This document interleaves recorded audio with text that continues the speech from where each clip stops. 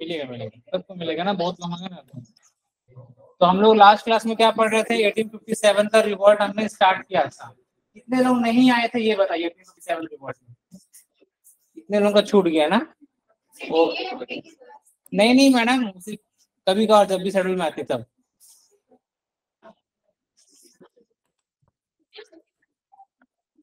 चलिए स्टार्ट करते हैं अपन। मैं एक बार फिर से रिवाइज कर दूंगा। कितने लोगों के पास ये शीट नहीं है? अरे आप लोगों को मिला था उस दिन यार, ऐसा मत बोलो, मैंने तो खुद अपने हाथ से दिया था नहीं है। 1 2 3 4 मतलब और मंगानी पड़ेगी।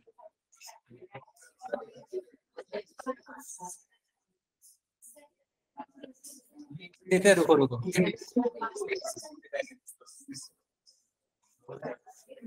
मौसी को बुलाए। Good afternoon.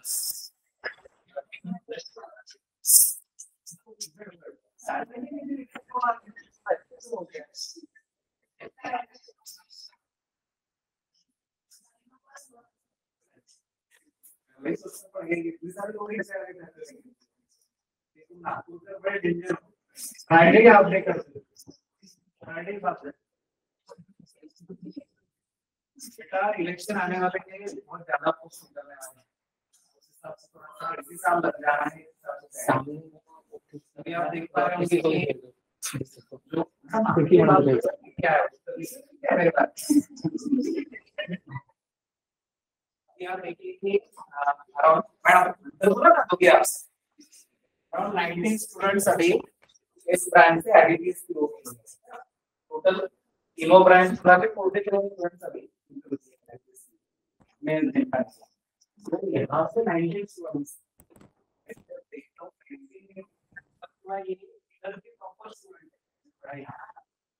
ये वो लोग हैं कभी किसी ने मोर्चा भी निकाला था तो ये हमारा सिलेक्शन नहीं हुआ है, आगे इसमें चलेंगे। पेशेंस बड़ा जरूरी है, कंसिस्टेंसी बड़ी जरूरी है, पेशेंस बड़ा जरूरी है और मेहनत बड़ी जरूरी है। हो जाता है जैसे यार मैं उन लोगों को देख रहा हूँ जो किसी भी चीज में इन्वॉल्व ना होते हुए अपना काम बड़ा अच्छा समझिए कि वो थर्ड ईयर में ही था उसके ग्रेजुएशन की, तभी ज्वाइन किया था अंडर ग्रेजुएट। मैंने उसे कभी अपसेट नहीं देखा, अपना कॉलेज का भी बराबर रूटीन में, यहाँ पे भी क्लासेस बराबर, कभी किसी चीज में इन्वॉल्व नहीं, कोई फालतू चीज नहीं। कभी यहाँ कार्यक्रम रहा तो उस दिन अपसेंट रहा है। आज रिजल्ट आया है, जब मैसेज आता है कि सर थैंक यू आपकी वजह से हुआ है, मैं आपको इसका श्रेय देना चाहता हूं। मैं कुछ नहीं, आप छोटे होते हुए भी मैच्योर्ड है और कुछ लोग मैच्योरिटी आनी चाहिए लेकिन तब भी छोटे बच्चे हैं, कुछ लोगों को कभी मैच्योरिटी नहीं आती, वो 60 साल की वजह से भी बच्चे रहे। 60 साल समझते हैं, कुछ बूढ़े देखे होंगे एकदम शैतान होते देखिए आप, मान सम्मान पूरा चाहिए रहता है, मैं बड़ा हूँ लेकिन अंदर से वो शैतान होना चाहिए। मैं आपसे भी उम्मीद कर रहा हूँ प्लीज सैटरडे के दिन मेरी इतनी संख्या एक अच्छा लगा, मुझे मैडम ने इसका कारण बता दिया। ये 2-3 बैचेस उसमें से कितने बच्चे आए, जैसे कुछ लोग बड़े सिंसियर हैं, मैं सीधा सीधा बताता हूँ उनका होने ही वाला है क्योंकि वो अपने आप में अपना काम करते रहते हैं। थोड़ा जल्दी है बैचेस को वो उठ के जल्दी है, घर से निकलना है, जैसे जॉब को जा रहे हैं सुबह 8 बजे उठ के आ गए, घर आपने 8 बजे छोड़ना है और शाम को 8 बजे पहुंचना, वो समझ में आए।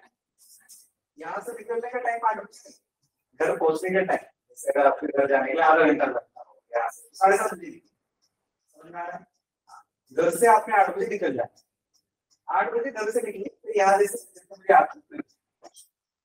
ऐसा चीजें देखिए बराबर हो जाए, यहाँ जगह ना हो उधर बैठनी है, जहाँ जगह है वहां बैठ, घर पे कोई पढ़ाई नहीं करता, पिक्चर देखना डेली, पिक्चर देखना जो भी आपका मन है, यहाँ आगे पढ़ाई करो, यहाँ आगे पढ़ाई करो। हमने देखा होगा हर एक लेक्चर में बहुत मौजूद होता है, क्या प्रश्न है क्योंकि आपके पेपर में और ज्यादा चेंजेस आने पहले ना ओनली 10% चेंजेस होते, अभी अराउंड 30% चेंजेस आ रहे हैं, सातों क्या करें चलेंगे।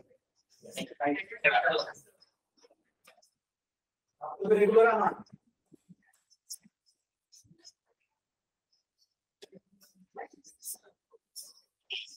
चलिए स्टार्ट करते हैं आज का सेशन। आज हम लोग पढ़ रहे थे 1857 का रिवॉल्ट। आवाज आ रही है ना बराबर? को क्या होता है कंफर्टेबल क्लास में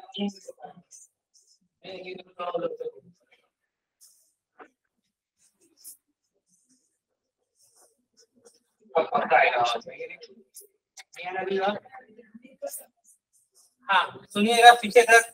हाँ, हम लोग पढ़ रहे थे रिवॉल्ट ऑफ 1857। तो क्या है ये हमारे इंडिपेंडेंस का क्या था, एक टर्निंग पॉइंट था।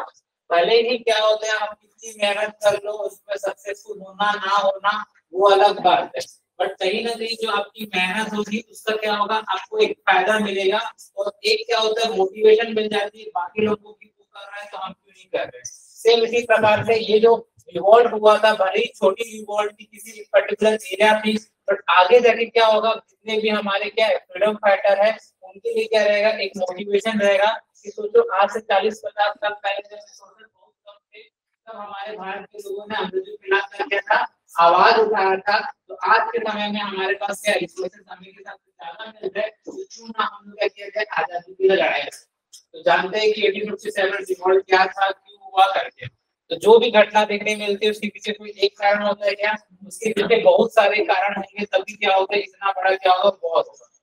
आप कितनी भी बड़ी बैटल देख लो, चाहे यूक्रेन रशिया वॉर देख लो या फिर हमारे इजराइल पैलेस्टीन बैटल देख लो, सारे रीजन होंगे,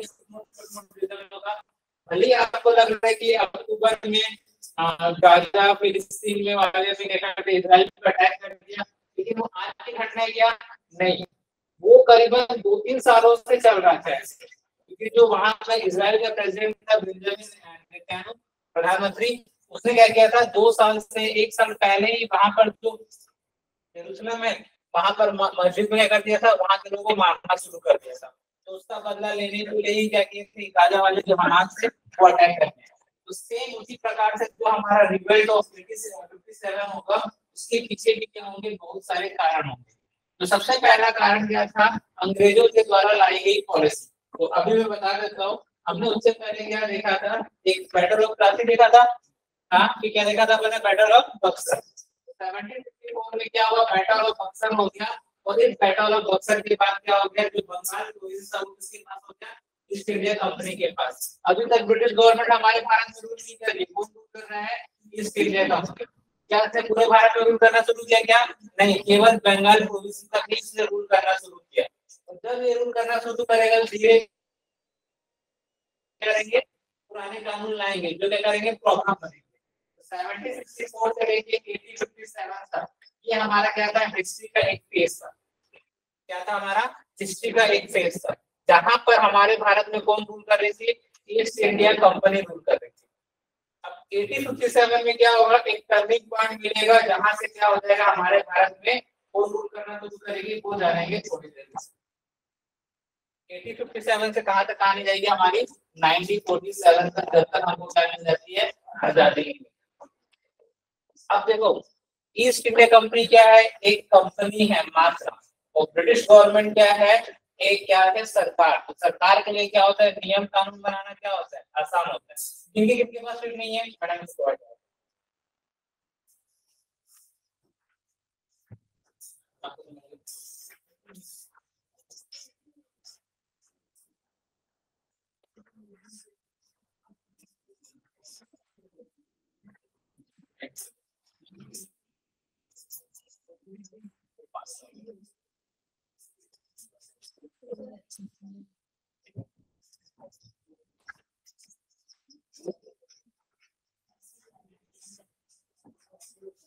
सबको मिल गई, और कोई है,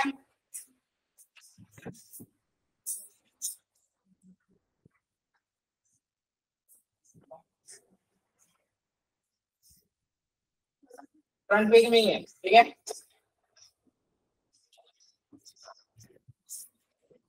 चलिए हाँ, तो देखते हैं कि 1857 का जो रिवॉल्ट हुआ था उसके पीछे बहुत सारे कारण थे। जो पहला कारण क्या देखने मिला, वो क्या था, ईस्ट इंडिया कंपनी के द्वारा पॉलिसी लाया था, वो था सब्सिडी अलायंस।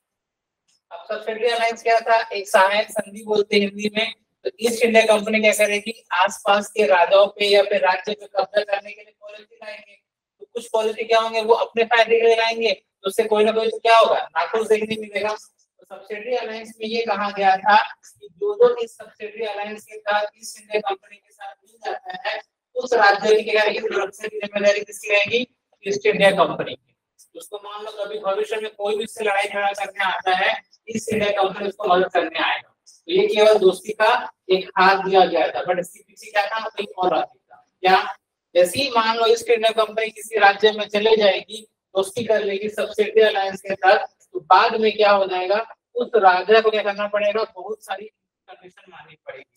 पहली कंडीशन, ये जो राज्य है, जैसे पहला इसको अपनाने वाला कौन था, निजाम, ठीक है, हैदराबाद वाला है कि नहीं। उसके तहत क्या होगा कि जो निजाम राज्य है वो किसी दूसरे आजू बाजू राज्य से दोस्ती नहीं कर सकता, संधि नहीं कर सकता, वो कुछ भी करने से पहले परमिशन लेनी पड़ेगी इसके। दूसरा, उसके दरबार में हमेशा क्या रहेगी, ईस्ट इंडिया कंपनी क्या रहेगी, रेजिमेंट रहेगी। तो दो चीज जो सबसे महत्वपूर्ण हो जाएगी, इनडायरेक्टली उस राज्य पे किसका कब्जा हो जाएगा, ईस्ट इंडिया कंपनी को, कि क्या हो रहा है क्या नहीं हो रहा है, ये कर सकते हैं वो कर सकते हैं। एक प्रकार से क्या था, ये दोस्ती का पैगाम तो था, बट इनडायरेक्टली क्या करती है ईस्ट इंडिया कंपनी, कब्जा करने के बारे में सोच रही है। तो ये एक कारण रहेगा हमारा 1857 रिवॉल्ट। दूसरा क्या है, डॉक्ट्रिन ऑफ लैंड। हाँ, इसको लाने वाला जो उस समय का वायसराय था, उसका नाम क्या था, रिचर्ड वेलेस्ली। क्या नाम था, रिचर्ड वेलेस्ली। ओके, इसने कब बनाया था, 1798 में बनाया था, लगभग करीबन 60 साल पहले के आसपास। दूसरा है डॉक्ट्रिन ऑफ लैक्स, दत्तपुत्र वाला बोलते हैं। इसको लाने वाले कौन थे, जनरल डर हाउसी लाए थे 1852 में। इसके तहत ऐसा था कि मान लो किसी राज्य में पहले अपना वंश बढ़ाने के लिए क्या करते थे, मान लो कोई बेटा नहीं होता है, बेटी नहीं होते, तो मेनली क्या होता था, गोद देते थे, है ना, एडॉप्शन करते थे। पर इस पॉलिसी के तहत क्या किया गया था कि जिस राज्य में कोई वंशज नहीं हो रहा है, वो लोग किसी प्रकार का एडॉप्शन नहीं कर सकते, और वो राजा के मरने के बाद ऑटोमेटिकली वो राज्य किसके अंदर आ जाएगा, ईस्ट इंडिया कंपनी के अंदर। और इससे क्या हो जाएंगे, बहुत सारे नाखुश हो जाएंगे, और इसको अपनाने वाले पहले कौन थे, सतारा, नागपुर, झांसी। अपना नागपुर भी आ गया था, नागपुर में उस समय बहुत से क्या था, साम्राज्य चलता था।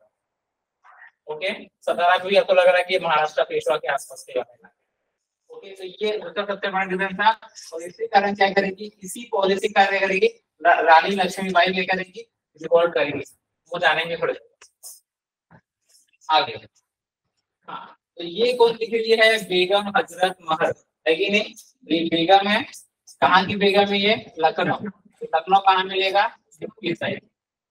तो जब ये बेगम हजरत महल क्या थी, अब चूंकि हस्बैंड नहीं है तो ये पूरा राज्य पर संभाल रही थी, इसीलिए अंग्रेजों ने क्या बोला कि हम लखनऊ के आसपास के इलाकों पे कब्जा करना चाहते हैं, आप इस मामले में उनका सपोर्ट मत करिए और हम आपसे दोस्ती करें। तो पहले ईस्ट इंडिया कंपनी ने कर दिया, इनसे बातें की, पर जैसे ही ईस्ट इंडिया कंपनी ने आसपास के इलाकों पे कब्जा कर लिया, इसको अकेला जगह कर दिया, इसके राज्य में भी अटैक कर दिया, और यहाँ से बेगम हजरत महल क्या करेगी, ईस्ट इंडिया के इलाका करेगी, विद्रोह करेगी। कोई ना कोई क्या मिलेगा, पर्सनल रीजन देखने मिलेगा। तीसरा हो गया, ये है चौथा रीजन, वो है अफगान। तो अफगानिस्तान पता है कि अफगानिस्तान में कोई कब्जा कर पाएगा क्या, नहीं, वहां का टेरिटरी ऐसी है। 1841 और 42 में क्या हुआ था, जब ब्रिटिशर्स अफगानिस्तान में कब्जा करने गए तो अफगानियों ने ये कर दिया था, ब्रिटिशर्स को हरा दिया था। तो जब हमारे भारतीयों ने जब लड़ाई के बारे में सोचा तो उनको मिला कि जब अफगानिस्तान हरा सकते हैं, अफगान के लोग हरा सकते हैं, तो हम क्यों नहीं हरा सकते। यहाँ से क्या मिल जाएगा, मोटिवेशन मिल जाएगा, और वो लोग बोलेंगे चलो हम लोग भी कर सकते हैं, आजादी के लिए लड़ाई लड़ सकते हैं। आगे देखिए, 4 हो गए। 5वां है, ये दिल्ली के मतलब मुगल जो अंतिम राजा थे, उनका नाम क्या था, बहादुर शाह जफर। ये अंतिम राजा थे, बहुत बूढ़े राजा थे। तो सुनना, अब ये चाहते थे कि मेरे मरने के बाद उनका जो बड़ा बेटा है वो राजा बने, बट क्या हुआ, अंग्रेजों ने उनके जो छोटे बेटे थे खोया, उनसे दोस्ती कर ली और बोला कि ठीक है, तुम्हारे पिताजी के मरने के बाद तुम्हारे बड़े भाई को राजा नहीं बनाएंगे, तुमको बनाएंगे। और ईस्ट इंडिया कंपनी ने बिना इनसे पूछे अगला मुगल उत्तराधिकारी इनके छोटे भाई को बना, छोटे बेटे को बना दिया, और इससे क्या होगा, ये तीसरी क्लास क्या होगा, नाखुश हो गए, ये मोनोपोली करना चाहते हैं हम। यहाँ से भी क्या मिल गया इनको, एक पर्सनल रीजन देखने को मिला। उसके बाद है अपनी झांसी रानी बाई। झांसी एक जगह है, तो रानी लक्ष्मीबाई, तो बचपन में उनका नाम क्या था, मणिकर्णिका। ये नाना साहब उनकी क्या है, दत्तक पुत्री है, ये ना एडॉप्टेड बेटी है। तो नाना साहब पता है ना, वो बाजीराव वाला जो बेटी था, उसके बाद पूना बेटी हुआ 1818। उसके बाद कहाँ चले गए थे, कानपुर। तो कानपुर में अंग्रेजों ने बोला कि तुम वहीं पर रहो, यूपी बिहार में, तुमको हम पेंशन देंगे, तुम महाराष्ट्र से दूर रहो। फिर वहां धीरे धीरे वो उन्होंने मतलब पॉपुलेशन के लिए अपने लोगों जमा करना शुरू कर दिया, और इसी से एक बेटी थी। तो वहीं पर क्या हुआ, कानपुर के बगल में क्या मिलेगा आपको, झांसी मिलेगा, जहां पर उन्होंने कर दिया वहां के राजा गंगाधर राव सिंह की शादी। अब शादी करा दी तो कुछ समय बाद उनका बेटा भी हुआ। और उसके बाद आपने देखा होगा, मूवी देखे थी मणिकर्णिका वाली, देखी है, मणिकर्णिका में थी ना ये, है कि नहीं। तो अब क्या हुआ कि जैसे उनको बेटा हुआ, तो फिर उनके भाइयों के बीच में कुछ साजिश हुई, जिसके कारण क्या कर दिया, इनके भाई ने क्या कर दिया, इनके पति और इनकी बेटी को जहर देके मार दिया। ये बेचारे क्या थे, वो अकेले हो गए। और अकेले होने के बाद क्या हुआ, उन्होंने आगे जाके कि बोले कि क्या है कि अपने वंश को बढ़ाना है, बोल के अडॉप्ट कर लेते किसी बेटे को। बट अपन ने देखा ना वो डलहौजी वाला है ना, डॉक्टर नौफियार, उसके तरह तो वो ले नहीं सकते थे। किसी ने कंपनी ने बोला कि तुम इस प्रकार से किसी बच्चे को अडॉप्ट नहीं कर सकते, और इस प्रकार से झांसी क्या रहेगा, वो कब्जा करने का ट्राई करेंगे। तो फिर उसके बाद क्या करती है रानी लक्ष्मीबाई, बोलती है ये तो झांसी तो मैं ले ही रहा हूँ। आपने देखा खूब लड़ी मर्दानी, वो तो झांसी वाली रानी। इसका नाम है यूरोज, आगे जाएंगे यूरोज के बारे में। तो फिर क्या करेगी ये, तात्या टोपे नाना साहब जी के साथ मिलकर क्या करेगी, आजादी की लड़ाई के लिए प्लानिंग करना शुरू करेगी। तो इनके लिए भी क्या मिल गया, एक रीजन मिल गया। हाँ, उसके बाद देखो एक वायसराय आए थे, उनका नाम था कैन। 1856 में उन्होंने क्या लाया था, जनरल सर्विस इनलिस्टमेंट एक्ट। अब सुनना, पहले क्या था, अंग्रेज क्या करते थे, हिंदू और मुसलमान लोग सेना में भर्ती करते थे, और दोनों के लिए ऐसा था कि समुद्र पार जाना मतलब पाप है। पहले के जमाने में क्या करते थे लोग, अपना देश छोड़ के दूसरे देश में नहीं जाते थे, समुद्र पार नहीं करते थे। सीधी सी बात है, क्योंकि आप कहीं नए जगह जाओगे तो क्या मिलेगा आपको, नए नए बैक्टीरिया, नए नए वायरस मिलेंगे, उससे आपकी सेहत पे भी क्या हो सकता है, असर हो सकता है। तो मान लो वही वायरस बैक्टीरिया आप अपने इलाकों में लेके आओगे तो क्या करेगा, बाकी लोगों को भी इफेक्ट पड़ेगा। जैसे जो कोरोना काल में देखने मिला ना, सेम पहले के जमाने में लोग सोचते थे। आपने रामानुजन के बारे में सुना होगा, है ना, बहुत बड़े मैथमेटिशियन है। तो सेम उनके साथ भी घटना मिली। तो जब वो बहुत बड़े मैथमेटिशियन थे वहां मद्रास में, उनको स्कॉलरशिप मिला था इंग्लैंड में, वहां पर कॉलेज में। बहुत लोगों ने बोला मत जाओ, ये हमारे धर्म के खिलाफ है, ये पाप है, ये वो ऐसा करके। पर उनको फिर कहीं ना कहीं किसी ने मोटिवेट किया कि आप चले जाओ, और वहां पर गए, डिग्री किया। कहते हैं कि जब वो 1919 में 15 में गए थे, 2 साल के बाद वो जब वापस आए तो उनके ट्यूबरक्लोसिस से डेथ हो गई। कि वहां पर क्या ठंडी बहुत ज्यादा थी, ठंडी बहुत ज्यादा है, तो कोई कहेंगे टीवी पड़ गया। तो जब यहाँ पर आए तो उनकी क्या हो गई, एक एग्जांपल दिया जाता था कि भाई देखो वो गया था, कितना बड़ा व्यक्ति था, कहीं ना कहीं उसकी भी डेथ हो। मतलब ऐसा, मतलब एग्जांपल बहुत सारे लेते हैं। तो चाहे वो हिंदू धर्म हो या मुस्लिम धर्म, पहले समुद्र पार करके जाना क्या था, एक प्रकार से पाप समझते थे। अब ब्रिटिश गवर्नमेंट क्या थी, पूरी दुनिया भर में करी थी, और अपने सैनिकों क्या करती थी, पूरी दुनिया में अलग अलग देशों में भेजने का काम करते थे। जैसे आपने सुना हो कैरिबियन आइलैंड, बारबाडोस, ट्रिनिडाद है ना, ब्रायन लारा, नारायण है ना, यहाँ पर मैक्सिमम क्या मिलेंगे आपको, इंडियंस मिलेंगे। ये लोग कहाँ थे, भारतीय थे, और अंग्रेजों के जमाने में यहाँ से कहाँ चले गए थे, वहां पर काम करने गए थे, कोई खेती किसानी करने गया था, कोई सैनिक बनने के लिए गया था। आज भी भारतीय मूर्ति उनका नाम रहेगा, शिव नारायण चंद्र पॉल, सरवन, ऐसे बहुत सारे नाम है। तो इस जमाने में अंग्रेज क्या करते थे, बहुत सारे भारतीय सैनिकों को दूसरे देश में भेजने का काम करते थे। तो लोगों ने बोला कि ये हमारे क्या है, धर्म के खिलाफ है, ये हम पे क्या कर रहे हैं, जानबूझ के थोप रहे, और हम नहीं जाएंगे। तो पहले ऐसा क्या करने लगे, विरोध करने। तो दूसरा, इन भारतीय सैनिकों में क्या हो रहा था कि कलर के नाम पे क्या हो रहा था, डिस्क्रिमिनेशन हो रहा था। क्या है, जैसे अभी वेस्टर्न कंट्री में क्या होता है, व्हाइट और ब्लैक होता है, अपने यहाँ पर क्या होता है, भारत में जाति के नाम पे और धर्म के नाम पे क्या होता है, भेदभाव देखने मिलता है। वेस्टर्न कंट्री में क्या होता है, व्हाइट और ब्लैक। हम किस में आते हैं, ब्लैक में। अंग्रेज जो सैनिक आते थे वो क्या आते थे, व्हाइट में। तो उनको सेम पोस्ट के लिए ज्यादा पैसा मिलेगा, ज्यादा फैसिलिटी मिलेगी, ज्यादा सैलरी मिलेगा। तो वही सेम पोस्ट के लिए इंडियन सैनिक क्या होगा, कम पैसा मिलेगा, कम सैलरी मिलेगा, और भेदभाव बहुत ज्यादा होता था, प्रमोशन भी नहीं होता था। तो ये क्या था, सैनिकों में बहुत ज्यादा क्या देखने को मिलता था, डिस्क्रिमिनेशन देखने को मिलता था।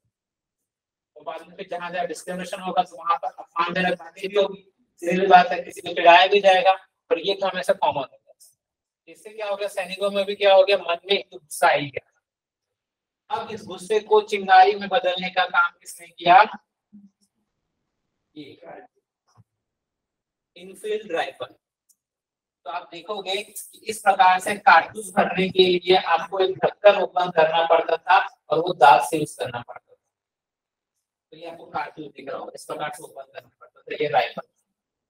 अब ऐसा अफवाह उड़ी थी कि कितनी सही बात है, लेकिन कहा जाता है कि ये जो बना था, ये पैक ऊपर का जो है ढक्कन, वो किसका बना था, मांस का बना था, सुअर और गाय के मांस का, चर्बी।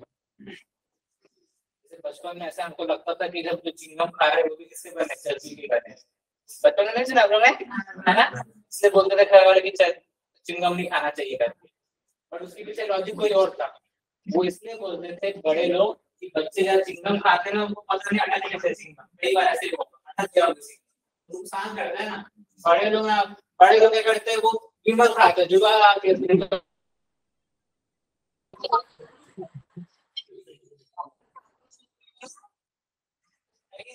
रात भर दबा के रहते थे और हमको मना कर देते थे खाने के लिए।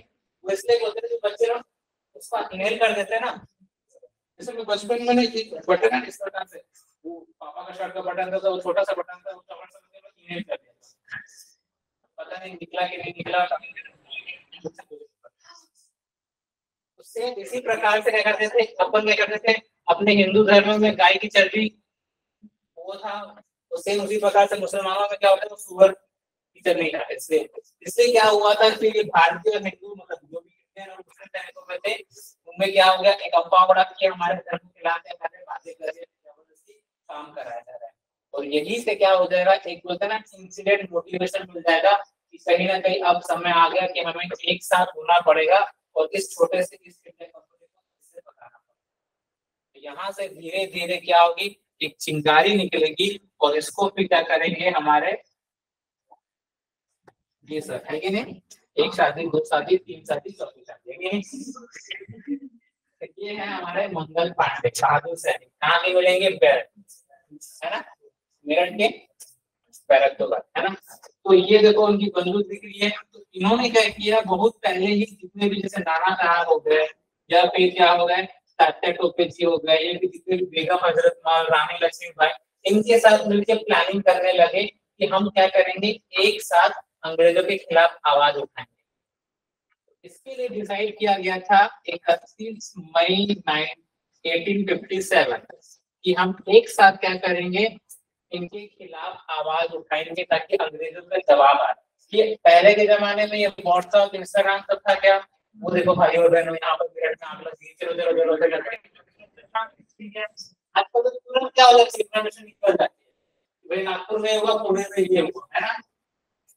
बट पहले के जमाने में नहीं थी। बट जब भी ये लोग मिलते थे डिसाइड करते थे कि 31 में क्या करेंगे, हम एक साथ क्या करेंगे, प्लानिंग करेंगे और क्या करेंगे, अटैक करेंगे और प्रेशर में आ जाएंगे। बट प्रॉब्लम क्या थी, ये पूरे भारत भर में रिवॉल्ट नहीं फैल पाया, केवल भारत की कुछ ही जगहों में क्या हुआ, रिवॉल्ट देखने मिला, खासकर नॉर्थ इंडिया में जहां जहां से देखने मिला ये राजाओं के खिलाफ, जैसे झांसी यूपी हो गया, लखनऊ बेगम हजरतमहल, बिहार हो गया, दिल्ली हो गया, इसके आसपास के इलाकों में ही क्या मिला, ये रिवॉल्ट देखने।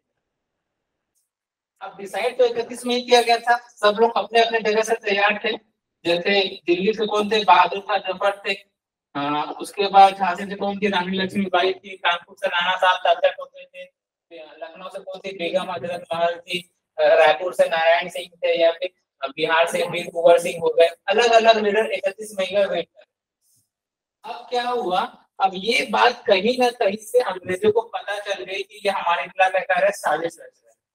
इसीलिए अंग्रेजों ने क्या किया, मार्च में ही अपनी बहुत बड़ी ट्रूप्स को भेजना शुरू कर दिया अलग अलग। और यहाँ से जैसे ही मंगल पांडे को पता चला तो उन्होंने 29 मार्च 1857 क्या कर दिया, अपने बंदूक से 2 अंग्रेज अधिकारियों को गोली मार दी। और उनको पता था कि अब मुझे पकड़ लेंगे करके, तो वो अपने आप को शूट करने वाले थे, बट वो बच गए, उनको लगी नहीं गोली, तो वो घायल हो गए। और अंग्रेजों ने इनको पकड़ लिया और पकड़ने के बाद सबके सामने कर दिया, उनको फांसी में लटका दिया 8 अप्रैल। अंग्रेजों ने बोला कि जो भी हमारे खिलाफ करेगा, आंदोलन या विद्रोह करना चाहेगा, उसकी इस प्रकार से हालत करनी चाहिए। कभी कभी अपने एसएससी के एग्जाम में आता है कि मंगल पांडे जी को कब फांसी पर लटकाया गया था, तो वो है 8 अप्रैल 1857। अब बाकी जगह जो इन्फॉर्मेशन पहले पहुंचेगी नहीं, बहुत लेट पहुंचेगी, न्यूज़पेपर भी तब उतने नहीं थे, है कि नहीं। अब लोग बस वेट करेंगे 31 मई करके। अब सेम घटना ऐसी होते रहेगी और हम लोग पहुंच जाएंगे 22 अप्रैल। 22 अप्रैल में क्या हुआ, मेरठ के आसपास के छावनी में देखने मिला कि जैसे उनको इन्फॉर्मेशन पता चली कि मंगल पांडे को फांसी पर लटकाया गया, तो कहीं ना कहीं उनको लगा कि ये तो हमारे भारतीय सैनिकों के खिलाफ अत्याचार हो रहा है और आगे जाके हमारे खिलाफ भी ऐसे देना सकते हैं, कदम उठा सकते हैं। तो करीबन 100 से ज्यादा हिंदू सैनिक या फिर मुस्लिम सैनिकों ने क्या कर दिया, अंग्रेजों के खिलाफ आवाज उठा दी। और अंग्रेजों ने क्या कर दिया, इस 100 से ज्यादा सैनिकों को पकड़ के बंदी में जेल में डाल दिया।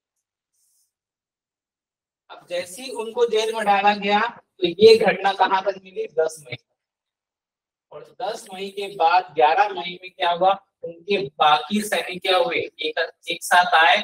उन्होंने बोला अब समय आ गया आजादी लड़ने के लिए। उन्होंने किसी ने भी 31 मई का वेट नहीं किया और 11 मई को सुबह सुबह कहाँ गए, मेरठ के जेल में गए और वहां पर अपने जितने भी 100 सैनिक है उनको जेल से छुड़वाया। और उसके बाद वो कहाँ चले गए, दिल्ली चले गए बहादुर शाह जफर के पास। और क्या बोल दिया कि यदि भारत आजाद होता है तो हमारे जो अगले राजा कौन बनेंगे, बहादुर शाह जफर बनेंगे। अब सब लोग अपना 31 मई को वेट कर रहे हैं, बट 12-13 मई को क्या हो गया, दिल्ली में अटैक कर दिया गया सैनिकों के द्वारा। और अंग्रेज संभल नहीं पाया, अंग्रेजों ने कर दिया, मतलब जगह खाली कर दिया और उन्होंने 13 मई को क्या कर दिया, दिल्ली पे कब्जा कर दिया। अब लड़ाई क्या हो जाएगी, अलग अलग टाइम में क्या हो जाएगी, शुरू हो जाएगी। पहली बात तो भारतीय सैनिकों में सबसे बड़ी प्रॉब्लम क्या देखने मिली, एक तो टाइम, क्या लड़ाई जो हुई टाइम पे शुरू नहीं हुआ, सब अलग अलग हुआ। दूसरा, भारतीय सैनिकों के पास क्या थे, हथियार क्या थे, बहुत ही कम थे। रिसोर्सेज भी क्या थे, बहुत ही कम थे। पर अंग्रेजों ने क्या कर दिया, डिवाइड एंड रूल की पॉलिसी अपनाई और अपने सैनिकों को क्या कर दिया, जो भी उनके पास रिसोर्सेज थे वहां से जल्दी भेज के धीरे धीरे इस आंदोलन को दबाना शुरू कर दिया। और एक एक करके तात्या टोपे हो गया, नाना साहब हो गया, जयपी रानी लक्ष्मीबाई हो गया, इनको क्या करने लगा, उन्होंने मारना शुरू कर दिया। और ये थे उनसे क्या हुआ, लड़ाई भी हुई। रानी लक्ष्मीबाई जी ने बहुत बहादुर से लड़ाई किया। पहले तो ग्वालियर फोर्ट पे कब्जा भी था ये सब, पर जब झांसी लड़ने की बात है, जो सीधी सी बात है कि इनके पास क्या है, सेना ज्यादा है, उनके पास बंदूक और तोपें। और हमारे भारतीय सेना के पास क्या थे, उतने ज्यादा हथियार थे क्या, नहीं। आया सबको समझ में। इस प्रकार से कहा जाता है कि मतलब एग्जाम में क्वेश्चन आता है कि रानी लक्ष्मीबाई जी को किसके द्वारा मारा गया था, तो अंग्रेज अधिकारी क्या था, और इसने क्या बोला कि झांसी में केवल एक ही मर्द थी, वो है रानी लक्ष्मीबाई। उनके मरने के बाद सेम नाना साहब जी भी ऐसे हुए, तात्या टोपे के साथ भी ऐसे हुआ। हाँ, बहादुर शाह जफर को क्या कर दिया, अंग्रेजों ने जो दिल्ली में कब्जा करने के लिए गए, तो वहां पर उनको बंदी बना लिया। और बंदी बनाने के बाद कहाँ भेज दिए इनको, रंगून, काला पानी की सजा। पहले के जमाने में होता ना, काला पानी की सजा, ठंडा पानी को बाहर भेज दो, उस आइलैंड में भेज दो, तो उनको कहाँ भेज दिया गया, रंगून, मतलब कहाँ मिलेगा, म्यांमार। आपने गाना सुना होगा, सुना ही नहीं सुना, किसकी का गाना है मैडम, नहीं तो गाते हैं। अब क्या हुआ, इनकी वाइफ कहाँ हो गई, दिल्ली में, और ये कहाँ चले गए, रंगून। तो वो एक थोड़ा सा रहता है ना, याद हो गया भाई बूढ़े से क्या होगा, लेकिन पति पत्नी होती है कि नहीं। तो फिर उन्होंने बोला कि नहीं मैं अपने पति से दूर नहीं रह सकते, उनको बुला। तो अंग्रेज बोले ठीक है, उनको तो नहीं बुला सकता, आपको भेज सकते, चलो आप तो उनको भी क्या कर दिया, वहां पर। तो ये कहते हैं अंतिम मुगल बादशाह। कभी कभार एग्जाम में क्वेश्चन आता है कि पहले मुगल बादशाह कौन थे, तो उनका नाम क्या था, बाबर। ठीक है, कब आए थे, 1526 में। अंतिम भी कौन थे? बहादुर शाह जफर। ठीक है, भले ही वो उनकी पावर समय के हिसाब से क्या हो गई, औरंगजेब के बाद कम हो गई, बट वो अंतिम मुगल बादशाह थे। इसके बाद से मुगल बादशाह बनाए नहीं, फिर कौन आ जाएंगे? कब्जा करना। तो देखो वहां पर कुछ कुछ क्या दिया होगा, रिवॉल्ट में दिया होगा कि जिन्होंने जीवन में पार्टिसिपेट किया था। जैसे पहले क्या किया, पेज पोर्टुगीज कि मंगल पांडे हैंग ऑन 8 अप्रैल 1857 दिया है। उसके बाद देखो सेंटर गुलती से कौन लड़ते थे लड़ने के लिए? बहादुर शाह जफर। ये बूढ़े व्यक्ति थे, इनके बिहार में कौन लड़े? इनके सेनापति क्या नाम है? बख्तर खान।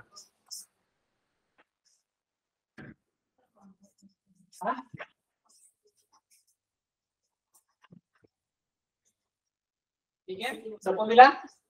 और उनको जो ऑपरेट किया गया था, तो किसने दबाया था उनको? निकलसन और हडसन। तो हडसन और निकलसन क्या किया था? उनको गए थे। अगले कौन है? लखनऊ। लखनऊ से कौन लड़ी थी? बेगम हजरत महल। इनको ऑपरेट करने के लिए कौन गए थे? कैंपबेल एक अंग्रेज अधिकारी थे। सेम कानपुर। कानपुर से कौन लड़े थे? नाना साहब और तात्या टोपे। इनको भी किसी को क्या ऑपरेट? कैंपबेल। दोनों रहेगा कानपुर और लखनऊ। नेक्स्ट है झांसी। झांसी से कौन है? रानी लक्ष्मीबाई। में लिखा है ना यूरोस। नेक्स्ट है इलाहाबाद। इलाहाबाद से कौन है? ज्यादातर। तो ये कौन है? कर्नल नील। उसके बाद है फैजाबाद। फैजाबाद बोलने से आज का यूपी, मतलब अपना अयोध्या। तो वो मौलवी अहमदुल्ला है। ये जो मौलवी अहमदुल्ला है वो बेसिकली कहाँ के हैं? मद्रास के। बट कहीं ना कहीं वो बहुत पहले ही मद्रास से कहाँ चले गए थे? यूपी में चले गए। तो वहां पर उन्होंने क्या था? इस रिपोर्ट में भाग लिया था। जनरल कौन थे? रेनॉल्ड्स। आगे देखे कौन है? बरेली। बरेली से कौन है? Bahadur Khan. Vincent Eyre. Next है जगदीशपुर, मतलब बिहार। वहां से कौन थे? कुंवर सिंह और अमर सिंह। तो ये कौन है? William Taylor. फिर मेरठ से कौन लड़े थे? कदम सिंह। मथुरा से कौन थे? देवी सिंह।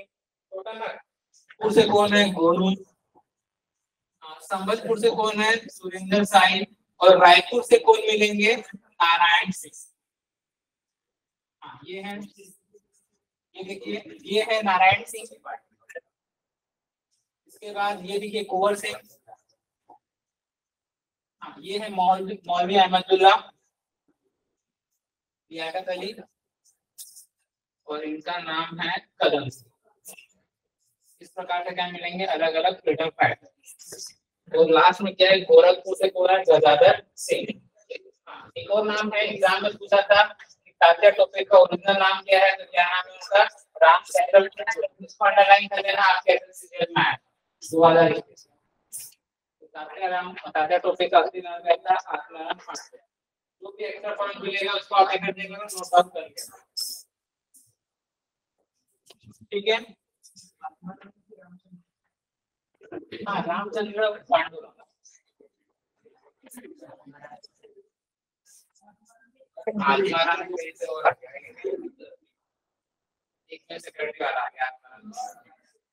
चलो यहाँ पर देखो, अब क्या हुआ? अब अंग्रेजों ने क्या कर दिया? इस रिवोल्ट को दबाने के लिए क्या किया? धीरे धीरे भारतीय सैनिकों पे बहुत ज्यादा अत्याचार किया। इनको बंदी बना के सबके सामने तोप से उड़ाते थे। ईस्ट इंडिया कंपनी वाले बहुत ही ब्रूटल तरीके से लोगों को मारा गया, फांसी पर लटकाया गया सबके सामने। मतलब इस प्रकार से कहीं ना कहीं लोगों को क्या डर की भावना जगाने का ट्राई किया। उसके बाद जो भी भारतीय जो राजा थे जो पार्टिसिपेट नहीं किए थे इंडियन रिवोल्ट में, वहां से क्या किया? उनको अपने तरफ मिलाने का ट्राई किया। और जैसे खासकर पंजाब के राजा हो गए या फिर अपने ग्वालियर के सिंधिया हो गए, इनको भी बोला कि आप हमारा साथ दो, नहीं तो कल के समय हम आपको भी बंदी बना देंगे। और दूसरा सिख रेजिमेंट है, सिख सैनिकों में अफवाह क्या उड़ाई थी कि किस प्रकार से अपन ने देखो फैक्ट्स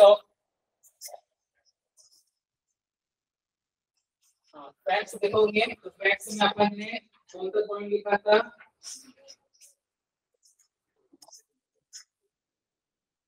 हाँ, देखो सेकंड पेज में लिखा है A Sikh leader Banda Bahadur was killed by Mughal king Farooq Sayyid, है कि नहीं? अरे लिखा है कि सेकंड पेज में इसी प्रकार से गुरु गोविंद सिंह जी के जो बेटे थे उनको औरंगजेब ने मरवा दिया था। उससे पहले और एक गुरु थे, मतलब सिख गुरु से, उनको भी क्या हुआ था? मुगलों ने मरा दिया था। तो अंग्रेजों ने इसका फायदा उठाया कि भाई हिस्ट्री में देखा गया कि मुगलों के द्वारा सिखों को बहुत परेशान किया गया, उनके जो प्रमुख उनको मारा गया। तो ये ईस्ट इंडिया कंपनी ने इसका फायदा उठाया और जितने भी क्या सिख सैनिक थे या सिख राजा थे उनको ये बोल दिया, अफवाह उड़ा दिया कि बहादुर शाह जफर जैसी राजा बनेगा सबसे पहले सिखों के कर देगा, सर कलम कर देगा। और ये अफवाह उड़ाने से क्या, जितने भी सिख या पठान थे खासकर जो अफगानिस्तान से आए थे वो सबके साथ हो गए ईस्ट इंडिया कंपनी के साथ। ये मतलब होगा किसी को मतलब क्या बोलते हैं, इन्फ्लुएंस करके ब्रेन वॉश करके, है ना, गलत इन्फॉर्मेशन लेके अपने तरफ कर। ऐसा कोई इरादा नहीं था बहादुर और जफर का, बट कौन सा वो सबके सामने जाके बता पाते। जैसे ही ये रिवॉल्ट हुआ इसके बाद क्या हुआ, अब एंट्री हो जाएगी ईस्ट इंडिया कंपनी के बाद ब्रिटिश गवर्नमेंट। अभी तक हमारे भारत में कौन रूल कर रहा था, ईस्ट इंडिया कंपनी एक मामूली कंपनी। अब उसको कोई आइडिया है उतना रन करने का नहीं, बट इसका आइडिया है ब्रिटिश गवर्नमेंट। उन्होंने बोला कि बेटा बहुत हो गया, तुमसे ना हो पाएगा भारत में रहना, एक काम करो तुम पूरा बिस्तर बंद कर आ जाओ, अपने देश में आ जाओ। अब से भारत में कौन रूल करेगा, ईस्ट इंडिया कंपनी नहीं करेगी, कौन करेगा, ब्रिटिश गवर्नमेंट। 1857 से क्या हो गया, अब हमारे भारत में जो भी नियम कानून बनाएगी वो कौन बनाएगी, महाराष्ट्र या ब्रिटिश गवर्नमेंट। इसके द्वारा क्या किया जाएगा, अब एक जनरल सेक्रेटरी या इंडियन सेक्रेटरी को अपॉइंटमेंट किया जाएगा। साथ में हमारे भारत में पहले एक पोस्ट हुआ करती थी, उसका नाम क्या था, गवर्नर जनरल, जिसे पहले से ही कैनिंग हो गया। अब क्या कर दिया गया, इसका नाम क्या कर दिया गया, चेंज कर दिया गया और क्या रख दिया गया आपसे, वायसराय। क्यों, गवर्नर जनरल किसको रिप्रेजेंट कर रहा था, ईस्ट इंडिया कंपनी को, बट वायसराय किसको प्रेजेंट कर रहा है, ब्रिटिश क्राउन। बस व्यक्ति वही रहेगा, काम भी थोड़े से अलग रहेंगे, बट नाम चेंज कर देगा कि वो नाम रिप्रेजेंट कर रहा था ईस्ट इंडिया कंपनी। फाइनली 1857 के बाद सबसे बड़ा रिवॉल्ट देखने मिलेगा, अब हमारे भारत में ब्रिटिश गवर्नमेंट कानून बनाएगी और 1857 से लेकर 1947 तक सब तक कौन करेगा। इस प्रकार से हम लोग दो फेज में क्या देखने मिलेंगे, अंग्रेजों के गुलाम बनना शुरुआत के 100 साल 1857 तक हमको पता ही नहीं चला कि हम गुलाम बन गए। अब 1857 के बाद इतना जबरदस्त तरीके से जब रिवॉल्ट हुआ था, उसको ब्रूटल तरीके से दबाया गया, तो लोगों में क्या हो गया, डर की भावना आ गई। तो लोगों ने बहुत सारा तो कुछ आवाजें नहीं उठाई। एकजुट होने के लिए क्या होना चाहिए, एक परफेक्ट लीडर मिलना चाहिए ना, जो आपको साथ में लेके आए। वो सबसे बड़ी कमी देखने में मिली बात, क्योंकि आप छोटे से लेवल में किसी को जमा कर सकते हो, बड़े से लेवल में जमा करना वो अलग हो जाता है। और सब आपकी हाँ में हाँ मिला ले, वो बहुत बड़ी बात है। तो जैसे ही ये क्या हुआ, 1857 रिवॉल्ट खत्म हो गया, तो भारत में क्या मिल जाएगी, शांति मिल जाएगी और ब्रिटिश गवर्नमेंट का हो जाएगा, फायदा मिल जाएगा, भारत को ज्यादा से ज्यादा लूटने के लिए। उन्होंने जगह जगह पटरी बिछाना शुरू कर दिया, जितने ज्यादा हो सकते थे यहाँ से जो रॉ मटेरियल है उसको ले जाके अपने देश में पैसा कमाना शुरू कर दिया, और ये घटना चलते रही। अब ये हो गया ब्रिटिश गवर्नमेंट वाला। उसके बाद अंग्रेजों ने बोला कि यार चलो पता लगाया जाए कि ब्रिटिश गवर्नमेंट ने, ईस्ट इंडिया कंपनी ने इतना बड़ा जो इंडियन रिवॉल्ट हुआ उसके पीछे क्या क्या कारण थे। तो इसके लिए फील्ड कमीशन बैठाया गया था, तो उसने भी पता लगाया कि ये जो रिवॉल्ट होने के पीछे ना बहुत सारे रीजन है। पहला कि भारतीय जो राजा थे, इंडियन किंग, वो क्या थे, ईस्ट इंडिया कंपनी के पॉलिसी से क्या थे, बहुत ज्यादा नाराज थे। ईस्ट इंडिया कंपनी उस पॉलिसी को जबरदस्ती थोपती थी और ये क्योंकि वो अपमान समझते थे, इसीलिए क्या हुआ, रिवॉल्ट देखने मिला। तो यहाँ से ब्रिटिश गवर्नमेंट करेगी, अपनी पॉलिसी चेंज करेगी और सबसे पहले क्या करेगी, इंडियन किंग को क्या करेगी, अपने साथ मिलाना शुरू करेगी। चाहे बनारस, ग्वालियर, सिंधिया, जिन्होंने इस लड़ाई में अंग्रेजों का साथ दिया था, सबको अपने तरफ लाना शुरू करेगी, कल्चर में पार्टिसिपेट करेगी और साथ में उनको इक्वल ट्रीट करने जैसा फील कराएगी कि हम भाई आपके साथ इक्वल खड़े हैं।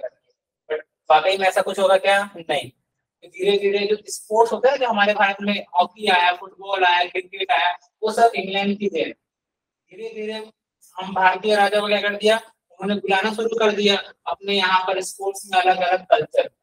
और हमने क्या कर दिया, बुलाना शुरू कर दिया, जैसे शतरंज हो गया, चेस हो गया, कुश्ती हो गया, उन्होंने हमको कबड्डी भी बुलाया। तो पहले के जमाने में जो राजा थे वो शौक के लिए क्रिकेट खेलते थे, मस्त हाथी में बैठ के आएंगे, बैटिंग करेंगे, कोई आउट नहीं कर सकता, है ना, one time one hand out नहीं रहेगा, है ना। तो राजा लोग मस्त प्यार बैठते थे, एक व्यक्ति आएगा तो वो ग्लव्स पहनाएगा, एक व्यक्ति आएगा तो बैट देगा, एक बैट पहनाएगा, जाएगा मस्त खेलेगा, दौड़ने के लिए 2-4 नंबर होंगे, हॉकी के लिए। इस प्रकार का कल्चर कम्युनिकेशन हुआ।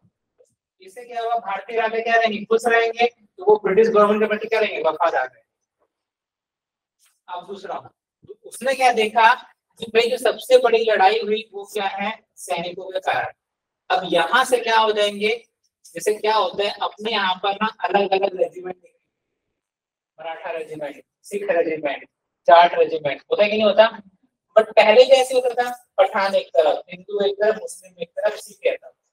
तो देखा गया कि जब एक ही कम्युनिटी के लोग रहेंगे तो क्या होता है, आपस में रिवॉल्ट करना क्या होता है, आसान होता है। और सबसे बड़ी बात है कि जैसे मान लो मराठा कम्युनिटी या रेजिमेंट है, उनको महाराष्ट्र में मत रखो, कोई और भेज दो, और उसमें भी क्या करो, अलग अलग लोगों रखो। कि मराठा रेजिमेंट में मराठी तो रहेंगे मैक्सिमम, कुछ आसपास के लोग भी रहने चाहिए। सिख रेजिमेंट में सिख तो रहेंगे, बट कुछ आसपास के भी लोग रहते, ताकि उनके बीच में अच्छे से कम्युनिकेशन ना हो, और जो जिस इलाके से आकर उसको वहां पर सैनिक ना दिया जाए, दूर रखा जाए। ये सबसे बड़ा क्या रहेगा, फायदा रहेगा 1947 तक अंग्रेजों को। और आज भी हमारे भारत में ही देखने को मिलता है। आपने नोटिस किया होगा कि भारत के बगल में पाकिस्तान है, आए दिनों हर 5 साल 2 साल में कोई भी क्या होती है, सैनिकों का तख्ता पलट होता है, आर्मी का तख्ता पलट होता है। मतलब कोई भी वहां पर 5 साल का कोई भी गवर्नमेंट कंप्लीट नहीं कर पाती। बट आज तक हमारे भारत में क्या हुआ है, कभी भी आर्मी ने क्या किया, तख्ता पलट नहीं किया।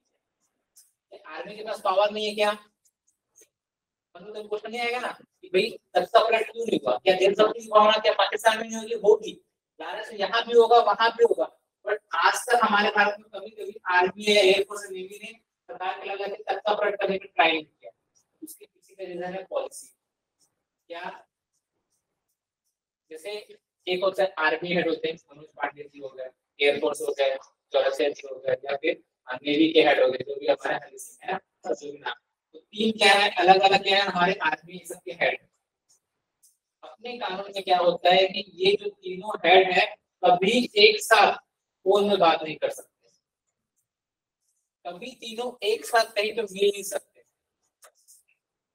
क्योंकि लोग मिलना शुरू कर दिया, फोन में बात करना शुरू कर दिए तो यहाँ सरकार की हालत बैंड हो जाएगी। ये है पॉलिसी। इसी कारण देखना कभी भारत में तख्ता पलट नहीं हुआ, क्योंकि कम्युनिकेट ही नहीं कर पाएंगे तो क्या बनाएंगे पॉलिसी। जैसे क्या हुआ 1971 में जब सैम मानेकशॉ का कद बढ़ गया था, इंदिरा गांधी को हटा के वो क्या बन सकते हैं, तख्ता पलट कर सकते हैं। बट वो चलो दिल से अच्छे थे, हमारे भारत में एक नेचर कहिए कि अपने देश के प्रति क्या होती है, माँ का कल्चर मानते, मातृभूमि होती है, वो हमारा क्या डिस्प्लेम है। बट कहीं ना कहीं मन में थोड़ा बहुत तो लालच होता ही है ना, तो वो क्या करते हैं, इसके लिए क्या किसी को भी साथ में नहीं बैठाए, क्योंकि हमारे यहाँ पर सरकारें कितनी सारी अच्छी भी है बुरी भी है, हटा के अपना रूल कर सकते हैं, लेकिन क्या है पॉलिसी। सेम ब्रिटिश गवर्नमेंट ने भी है, मतलब ब्रिटिश गवर्नमेंट से सीखा कि जो जहाँ का उसको वहां मत रखो, दूर दूर। हाँ, ये हो गया। उसके बाद फिर ईस्ट इंडिया कंपनी के बाद ब्रिटिश गवर्नमेंट आ गई, तो फिर ये सब चलते गए। और सबसे बड़ा रीजन क्या देखने मिला, इस स्किल कमीशन ने बैठाया कि ये इतनी बड़ी रिवॉल्ट हुआ, उसके पीछे का रीजन है यूनिटी है हिंदू और मुसलमानों के बीच। हिंदू और मुसलमानों के बीच में जब तक अच्छी यूनिटी रहेगी तब तक क्या करेंगे, ये आगे जाके और भी बड़े रिवॉल्ट कर सकते हैं। तो इस कमीशन के बाद ईस्ट इंडिया कंपनी ने पूरे तौर पे क्या लगाया, डिवाइड एंड रूल की पॉलिसी अपनाई, और यहाँ पर हिंदू और मुसलमानों को कहीं न कहीं तरीके से लड़ाना शुरू कर दिया। तो आगे जाके क्या देखने मिलेगा हमको, 1872 में भारत में क्या देखने मिलेगा, पहला सेंसस देखने को, यहाँ पर कोई पॉपुलेशन बता सकता है। एक बहुत बड़े मतलब क्या थे अच्छे व्यक्ति है सर सैयद अहमद खान, जिन्होंने अलीगढ़ यूनिवर्सिटी की स्थापना की। वो पहले दोनों यूनिटी के कहते हैं पक्षधर थे, वो कहते थे कि हिंदू और मुसलमानों के बीच में क्या रहे, यूनिटी रहे। बट इसकी घटना के बाद ईस्ट इंडिया कंपनी ने उनको बहुत सपोर्ट किया, मुसलमानों को धीरे धीरे से क्या होता है वो कट्टर। तो हम भारतीयों के मन में क्या है क्या नहीं, वो यूनिटी अच्छी रहेगी तो क्या होगा, आगे जाके हमको फायदा मिलेगा। इसीलिए क्या करते हैं, पहले ईस्ट इंडिया कंपनी और अभी क्या करती है हमारी सरकार, हिंदू मुस्लिम के नाम पे करेगी, डिवाइड करना शुरू कर। मानते कि नहीं मानते, मतलब रूल तो नहीं बोल सकते, बहुत सारे कानून चेंज हो गए, हाँ सोच रह सकते थोड़ी बहुत, लेकिन वो अपन को देखने के लिए। हाँ ये तो हुआ। उसके बाद क्या हुआ कि आगे जाके ऐसा रिवॉर्ड फिर से हमारे भारत में देखने ना मिले, इसके लिए ईस्ट इंडिया कंपनी ने क्या किया, एक सेफ्टी वॉल्व का यूज करेंगे। कि हम भारतीयों के मन में क्या खिचड़ी पक रहा है वो कैसे पता लगा। जैसे आपने घर में कुछ खाना बनाया होगा, खिचड़ी पकाया होगा कुकर में, तो कुकर में जैसे कुछ खाना पकना होता है क्या होता है, वो सीटी हो जाता है कि नहीं। इससे हम जितने भी बड़े बड़े फ्रीडम फाइटर है, हमारे मन में अंग्रेजों के खिलाफ क्या खिचड़ी पक रही है वो पता लगाने के लिए अंग्रेज क्या करेंगे, 1885 में क्या करेंगे, एक सेफ्टी वॉल के रूप में इंडियन नेशनल कांग्रेस की स्थापना करें। तो आप लोग जो कांग्रेस पार्टी देख रहे हो ना, इंडियन नेशनल कांग्रेस, वो क्या बनाया गया था, एक प्रकार से अंग्रेजों ने बनाया। बट आपने कभी कभार सुना होगा कि जो गड्ढा हम दूसरे के लिए खोदते हैं, कभी कभार हम खुद उसमें गिर जाते हैं। पहले क्या था, भारत बहुत दूर था। मान लो हमारे जो फ्रीडम फाइटर है बाल गंगाधर तिलक जी, वो कहां से आते हैं, महाराष्ट्र। लाला लाजपत राय वो कहां से आते हैं, पंजाब। दादा भाई नौरोजी बंगाल। मेहता जी, फिरोज खान मेहता, ऐसे क्या आते हैं, सब अलग अलग जगह से आते हैं। गोपाल कृष्ण गोखले महाराष्ट्र। जितने भी बड़े बड़े फेमस क्या थे, लीडर थे, वो अपने अपने जमाने में थे, अपने अपने जगह से करते थे, आजादी के लिए बात करते थे। बट इनको कोई कॉमन वर्ड था क्या, नहीं। बट अंग्रेज क्या करेंगे, सोचेंगे क्यों ना इनके मन में क्या खिचड़ी पक रहा है, कि ये पता लगाने के लिए हम इनको एक प्लेटफॉर्म दे देते हैं। और इस प्लेटफॉर्म में क्या रहेंगे, हमारे कुछ अंग्रेज व्यक्ति भी रहेंगे, हमारे कुछ ईमानदार लोग भी रहेंगे, जो हमारे प्रति क्या रहेंगे, वफादार। अब इनके मन में जो भी पकड़ा होगा वो वहां से बोलेंगे, तो ये बात क्या हो जाएगी, अंग्रेजों को पता चलेगा। और शुरुआत में तो इनको लगेगा ये बात तो सही है, और ये 1885 से लेके 1915 तक तो इसमें ये सफल रहे। 1915 के बाद क्या हो गया, 1857 की घटना के बाद हमें दूसरा क्या पढ़ना है, Indian National Congress. Indian National Congress को किसने बनाया था, अंग्रेजों ने बनाया था as a safety wall. Cooker में होता है ना सिटी, सेफ्टी सेफ्टी आज वो कहानी आता। यहाँ से कहानी क्या हो जाएगी, जुड़ना शुरू हो जाएगी। तो लिखा जाना सबको, चलो अगला भाई है, एक कर लेते हैं।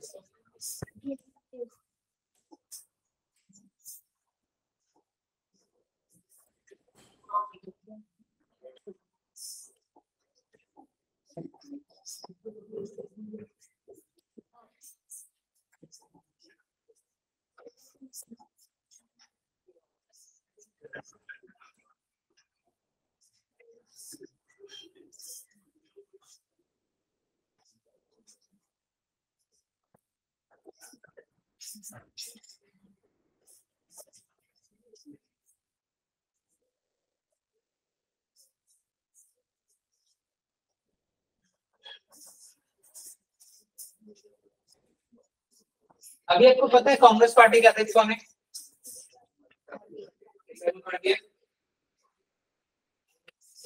क्या होता है, शुरुआत में तो बोला गया था एक पहले, अच्छा आईएएस के एग्जाम होता है ना, पहले होता था इंडियन सिविल सर्विस होती थी, आईसीएस होती थी, उसका एग्जाम अंग्रेज लेते थे। तो पहले ऐसा था कि उसमें अपन 19 साल से कम की एज रहेगी, या पहले 21 साल था, उसकी कम की एज रहेगी तभी अपन एग्जाम दे पाते थे, 21 साल से ज्यादा की रहेंगे नहीं पाएंगे। तो उसमें 19 साल किया गया अलग अलग। इसी प्रकार से एक रिटायर्ड ऑफिसर थे इंडियन सिविल सर्विस के, उनका नाम क्या था, देखिए ये फर्स्ट सेकंड का रहेगा, उनका नाम है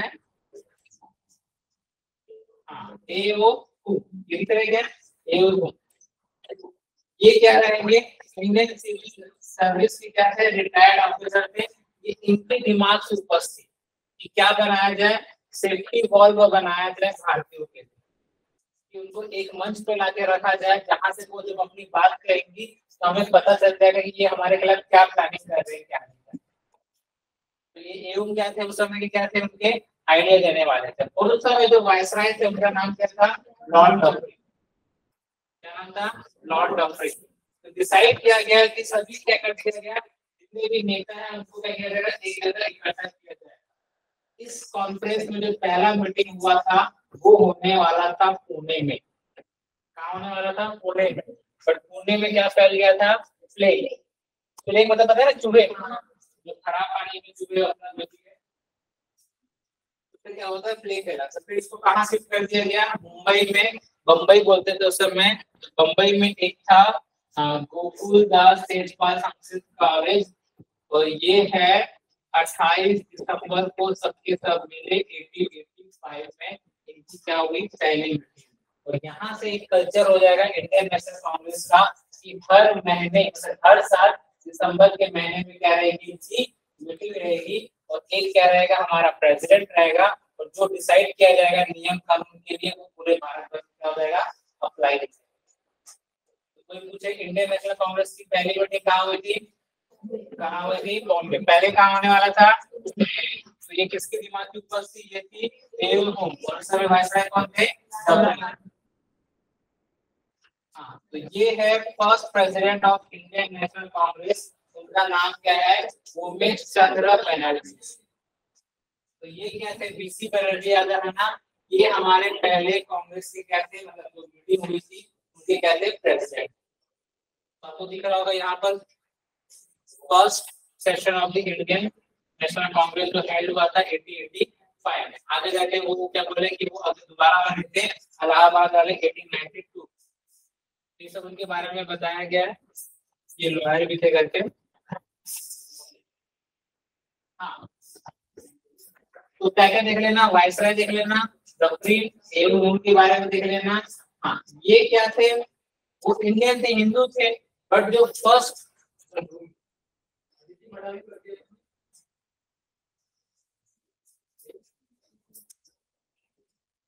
हाँ, उसके बाद देख लेना फर्स्ट जो मुस्लिम प्रेसिडेंट थे उनका नाम क्या था, अजरुद्दीन सैयद।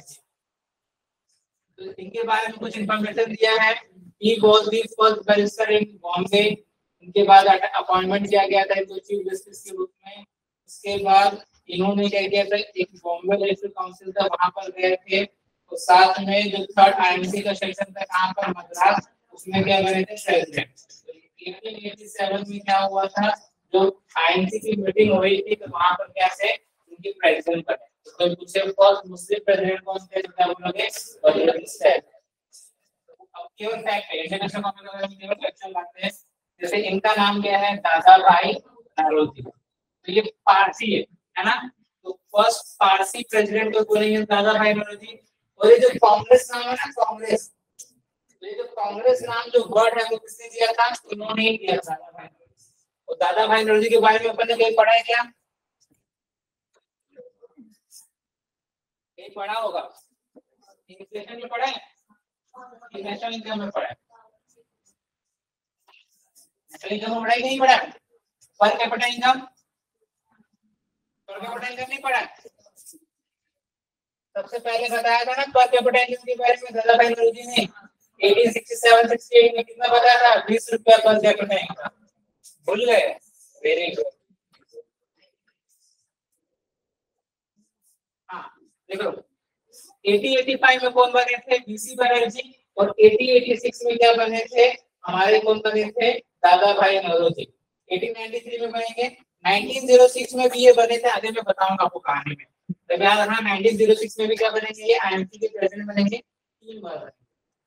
तो ये सबसे बड़ी क्या था, हमारे भारत की इकोनॉमिक्स बोल सकते हैं, क्योंकि उनकी बुक आई थी हमारे भारत में पहले इकोनॉमी रिलेटेड। इसके बारे में वो बताया गया कि सेम वो। हाँ, एक और है कि ये कहते हैं फर्स्ट इंडियन थे जो ब्रिटिश पार्लियामेंट में जाके क्या हुए, इलेक्ट हुए। तो ये लंदन गए थे, वहां पर हमारे भारत के खिलाफ आवाज उठाने के लिए, तो वहां पर भी जाके ये गए। कलकत्ता सेशन वाला अपन आगे देखेंगे इसके बारे में। इनकी देखो बुक का नाम है poverty and un British rule in India 1902 में, ये बुक का नाम लिख लेंगे। एक और उनकी बुक है the bonds and means of India, तो शायद वहां पर दिया ना होगा तो उसको नोट डाउन कर लो। ये क्या वहां पर,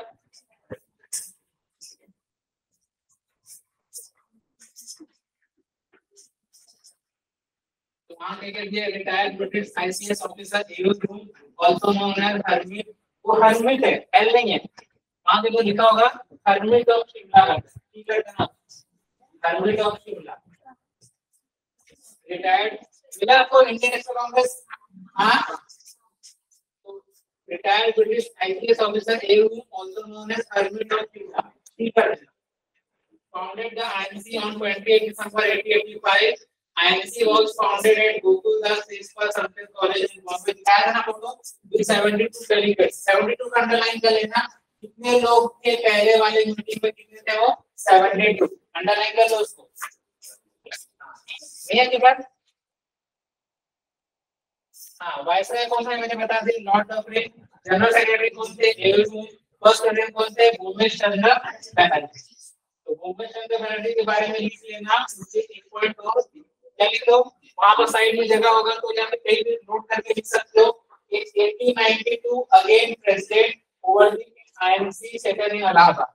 तो दोबारा कब बने थे वो, 1892 में बने थे इलाहाबाद। ये इसमें नोट करके लिखना है। सब लोग सबको दिख रहा है, पीछे विजिबल है, नहीं दिख रहा है?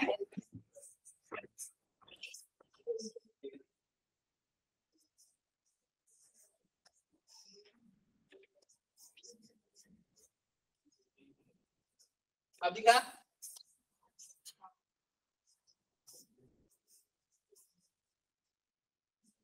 जब वो दोबारा बने थे, प्रेसिडेंट कब बने थे, 1892 में, कहां पर, इलाहाबाद।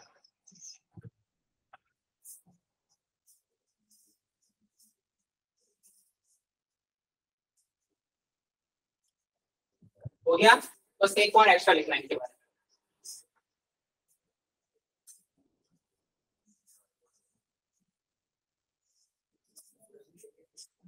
बोलूं मैं?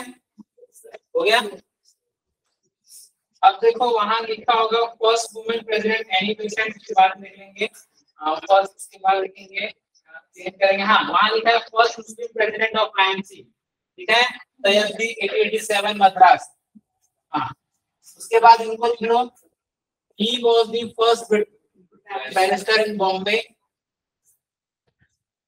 appointed to the Bombay bench in 1895 and 1902 and also become the second Indian Chief Justice। ठीक है? ये बोल दो क्या? नोट करके लिखो चलो।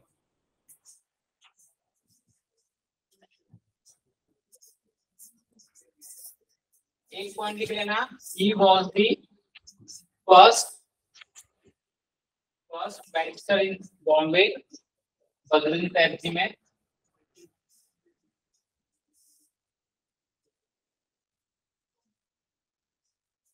बोलो आगे। Second point, he was appointed to the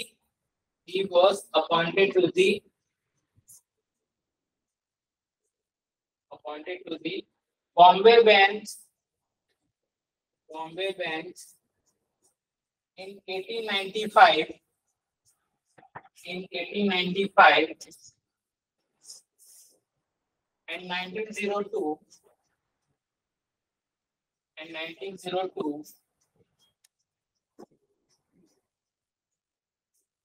and also became the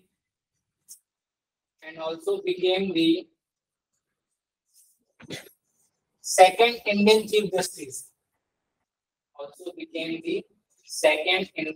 Justice।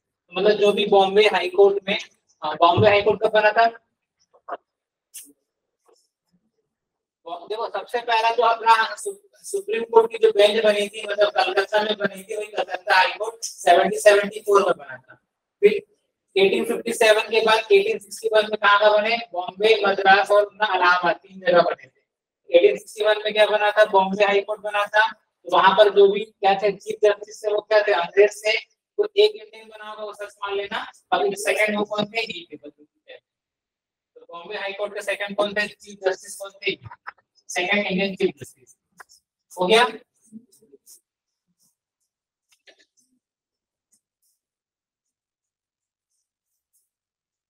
ठीक है? थर्ड पॉइंट लिखना, बाल गंगाधर तिलक जी के बारे में आगे हम लोग पढ़ेंगे। इसको लिखना है यहाँ पर, he advocated Tilak's case,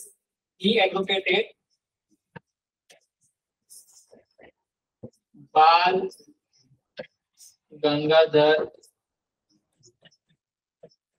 Tilak case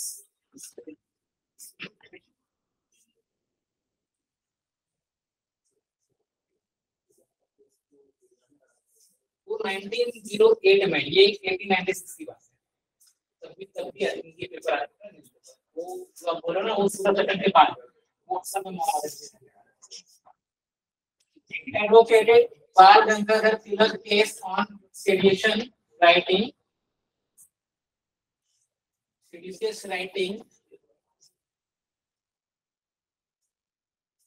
in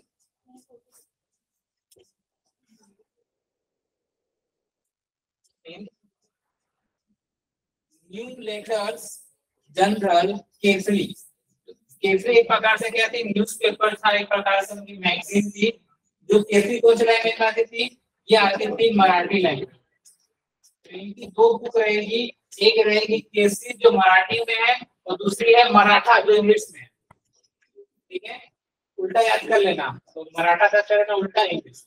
तो केसरी क्या थी, मराठा में थी, जहां पर वो क्या करते थे 1897 में वो था ना चापेकर बंदूक की हत्या हुई थी प्लेट से, मतलब उन्होंने उसके बाद जवाब दिया था ना 1897 में, तो उसके खिलाफ क्या किया था उन्होंने, अंग्रेजों के खिलाफ बहुत सारी बातें बोली थी, तब वो केस ठीक है क्या, आगे बोलो मैं। हाँ, अगले अगले कौन है, दादा भाई नौरोजी। इनके बारे में लिखने में एग्जाम में आता है, grand old man of India किसे कहा जाता है, तो किसे कहते हैं, दादा भाई नौरोजी को। नोट करके लिख लेना साइड में, दादा भाई नौरोजी।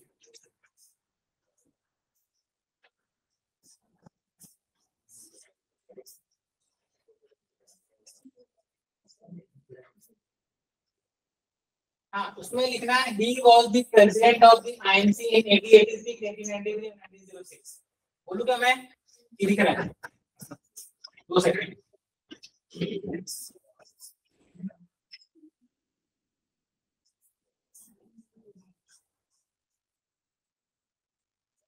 ठीक है,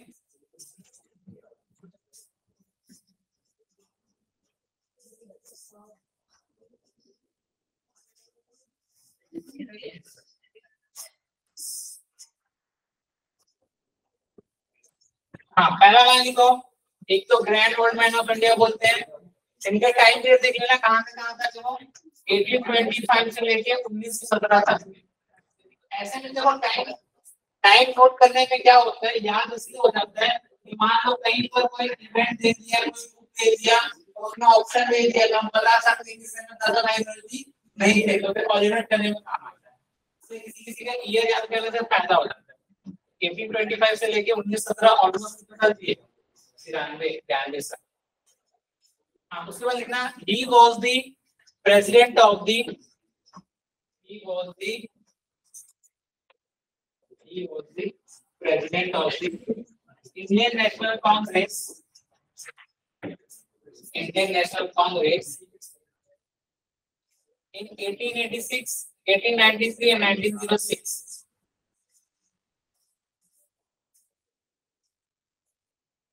हो गया, पहला पॉइंट लिखा मैंने, दूसरा पॉइंट बोलूं मैं, इसका देखो, two of his most important contribution,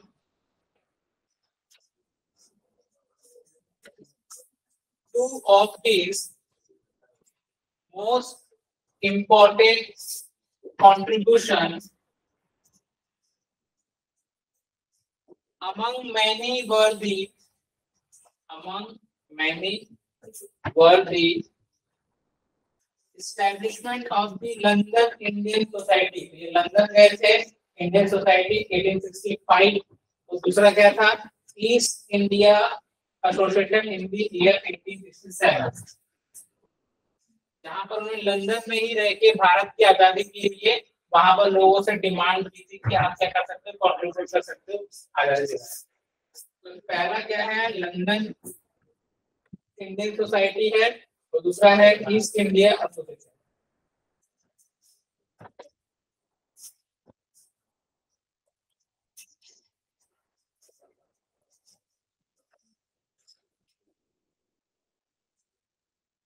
हो गया, लिखे क्या,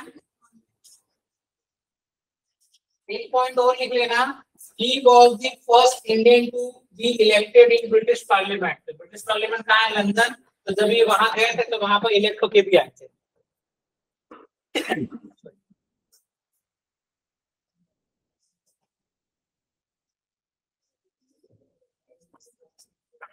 He was the first Indian to be elected in British।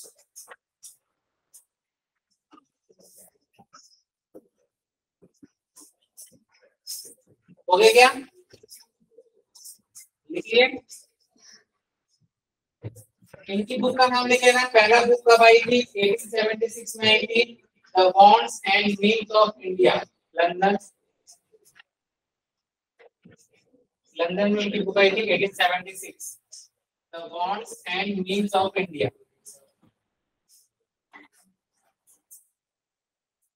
दूसरा लिखेगा कंडीशन ऑफ इंडिया, ये कहां पर आई थी? मद्रास, 1882। तो थर्ड लिख लेना poverty and un British rule in India, economic संबंधित book.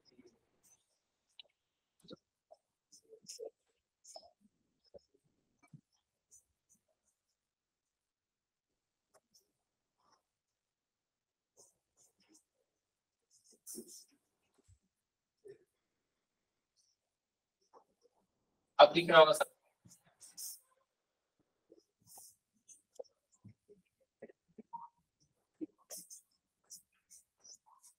Poverty and condition of India, the bonds and means of, तीन बुक लिखेंगे।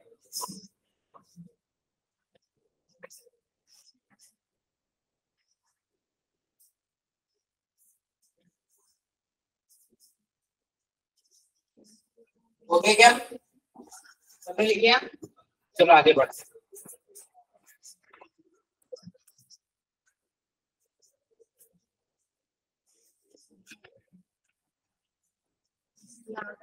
बोलो मैं,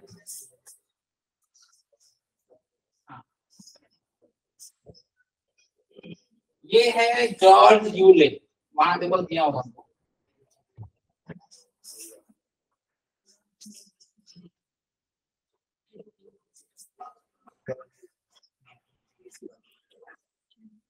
नीचे देखो, first non Indian president of India, ये वहां पर, इनका नाम क्या है? जॉर्ज यूले है, जो क्या थे, मतलब फर्स्ट नॉन इंडियन थे, मतलब ब्रिटिशर्स थे। वो गलती से लिखा है 1988, उसको 88 कर देना यार सर। 1988 कैसे हो सकता है? इलाहाबाद, इलाहाबाद में सेशन हुआ था, 1888 कर देना सब। ये यहाँ पर सही है, हमने सबने कर देना 1888। जॉर्ज यूले गए थे नॉर्थ। हाँ, ये है कादम्बरी गांगुली, सौरभ गांगुली की। हाँ देखो, मैंने बताया ना, पहले के जमाने में पता है क्या होता था? पहले के जमाने में महिलाओं को पढ़ाया नहीं जाता था, क्योंकि ना ऐसा कहावत था, जैसे किताब में भी लिखा है कि यदि औरतें पढ़ लिख लेंगे तो पति को गुलाम बना देंगे। ऐसे किताब में दिया है, किसने लिखा है वो नहीं मिला, मिलता तो मतलब की फोटो लगा कर रखा, ये बात सही बोली उसने, कही है ना। तो उस समय देखो, महिलाएं पढ़नी बहुत बड़ी बात होती थी, और उस समय डॉक्टरी भी ले ली थी, इसलिए ये डॉक्टर कादम्बरी गांगुली क्या थी? फर्स्ट वुमेन थी जो इंडियन नेशनल कांग्रेस में क्या थी? अपना भाषण दी थी। इसने क्या था? इम्पोर्टेंट।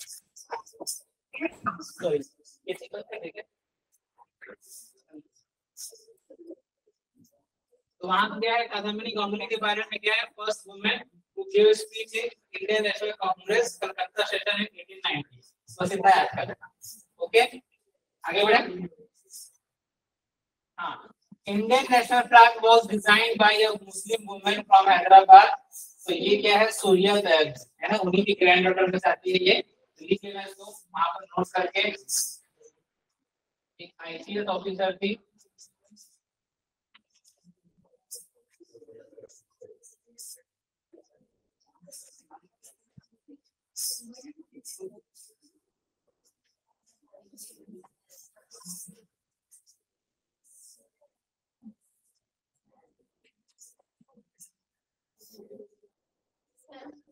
हाँ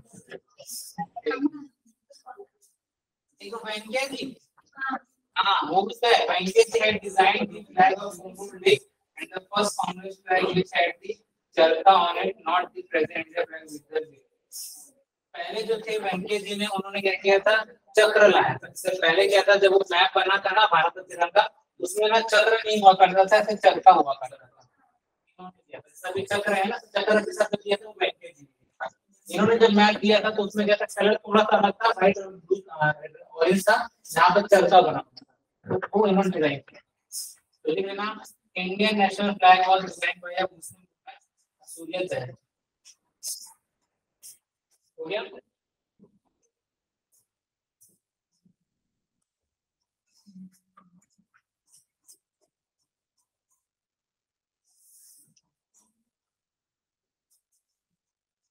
ये पता है उन्हीं की वाइफ है बजरंग साहब जी की। आगे बढ़े, आगे बढ़े। हाँ, नेक्स्ट है आनंदी गोपाल जोशी। वो क्या है? First Indian women doctor. अब इसमें बहुत सारे नाम आ जाते हैं, अच्छी क्वालिटी में है।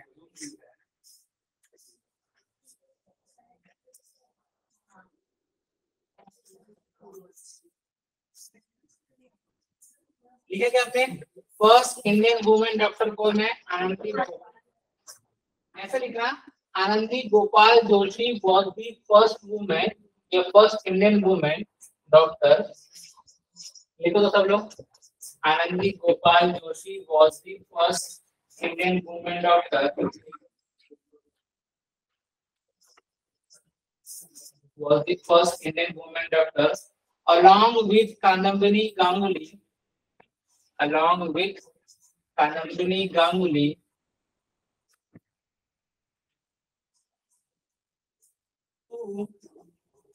to do an MD,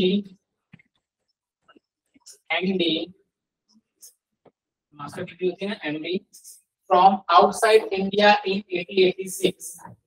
MD from outside India in 1886.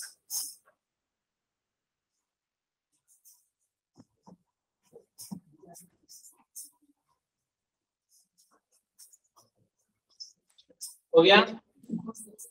इनकी भी क्या हो गई थी? टीबी से डेथ हो गई थी 1887 में। बताया ना, समुद्र पार करके जाओ, ऊपर से वहां ठंडी इलाका है तो नुकसान हो जा सकता है। लिखिए सबने। हाँ,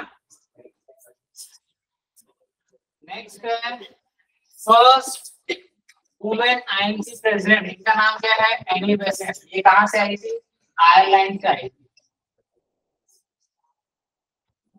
ये क्या है? लिख लेना, बात दिया होगा ना, first Indian women president. First पीछे होगा।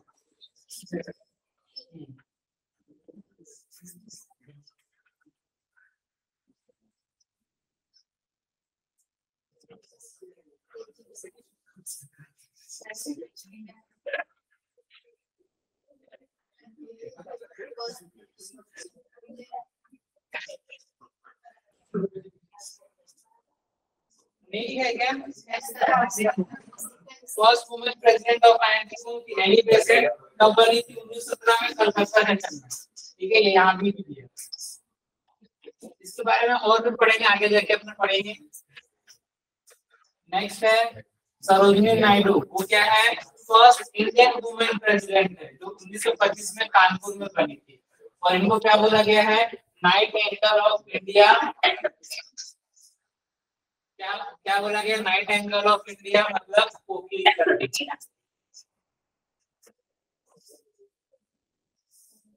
और साथ में लिख देना, she was the first women to become a governor in 1947।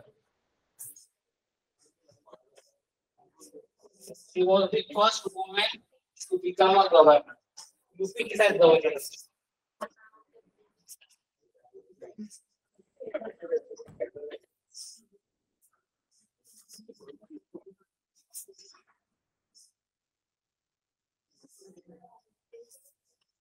ठीक है, हो गया।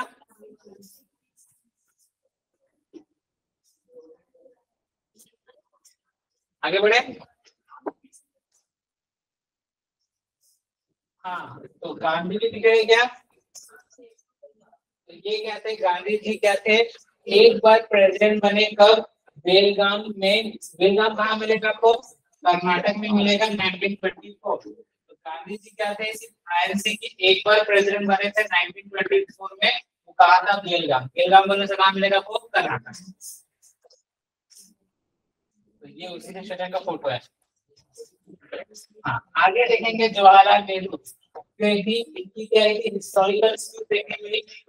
की थी 26 जनवरी 1930। मैंने बताया था ना, रावी मतलब नदी के रिवर के तट के किनारे उन्होंने कहाँ पर बताया था, लाहौर में। और यहीं पर उन्होंने सबसे पहले क्या बोला था कि हमको क्या चाहिए, फ्री इंडिया चाहिए या फिर इंडिपेंडेंट इंडिया, कंप्लीट इंडिपेंडेंस चाहिए। पूर्ण स्वराज के बारे में उन्होंने क्या बोला था, यही तो बोला था। तो जवाहरलाल नेहरू जी के बारे में दिया है, वो कब तक क्या बने हैं, आईएनसी के प्रेसिडेंट बने। एक तो कब लिखे 1929 और 1930 है ना। तो क्योंकि 1929 में मैंने बताया ना, आईएनसी का सेशन हर साल कब रहता है, दिसंबर के महीने में होता है। तो 1929 में दिसंबर में कहाँ गए थे, लाहौर में। उसके बाद एक केस हो गया था जहाँ पर वो जेल में थे, इसके कारण 1930 में भी ये कहते हैं ऑटोमेटिकली प्रेसिडेंट बने। उसके बाद और भी समय क्या था, वो प्रेसिडेंट उसको नोट डाउन कर लेना वहां पर। हाँ लिख लो वहां पर 1936 1937 समय में क्या बने थे, वो प्रेसिडेंट बने। 1936 में कहाँ बने थे, लखनऊ।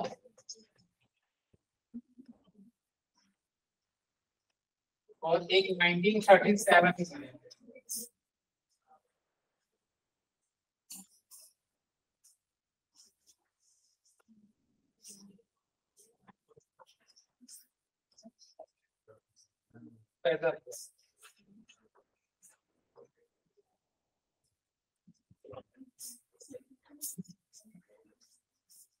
हाँ सुभाष चंद्र बोस जी गए थे। पहली बार गए थे, वो गए थे 1916 लखनऊ से।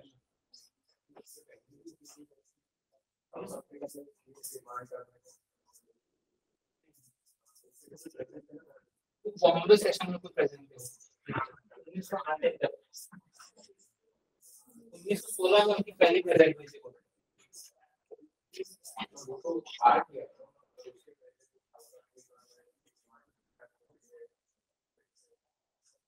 भारत की आईएनसी के सेशन में उसके साल का 1908 में था।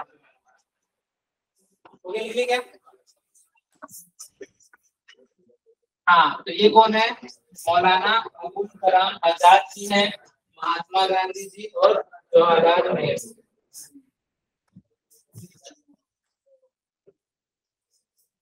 इनका नाम है जेबी कृपलानी। एग्जाम में क्वेश्चन आता है कि ड्यूरिंग इंडिपेंडेंस हमारे आईएनसी के प्रेसिडेंट कौन थे, इंडियन नेशनल कांग्रेस के कौन थे, जेबी कृपलानी। वहां लिखा होगा इन 1947 the president of INC was कौन थे, जेबी कृपलानी।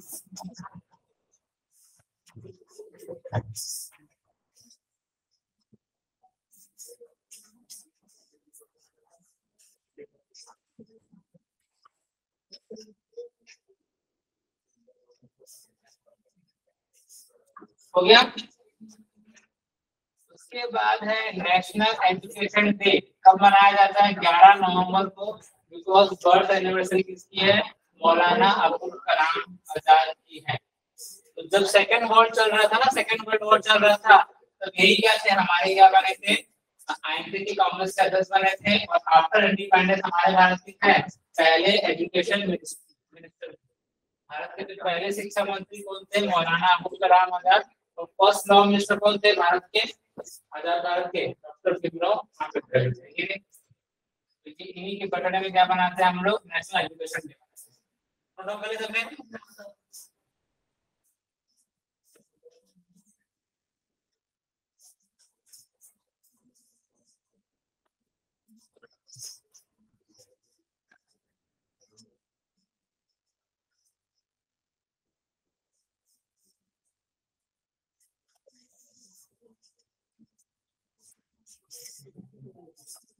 हो गया क्या,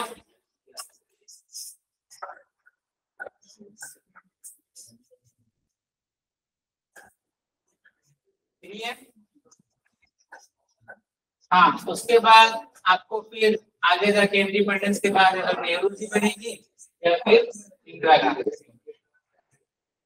हाँ राजीव गांधी भी क्या बनेंगे, आगे जाके क्या बनेंगे, कांग्रेस से क्या बनेंगे, प्रेसिडेंट बनेंगे।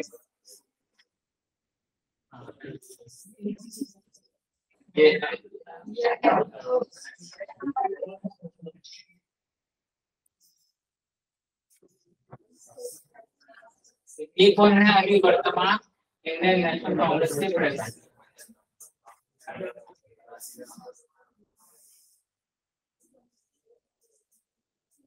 ये होता है आपका,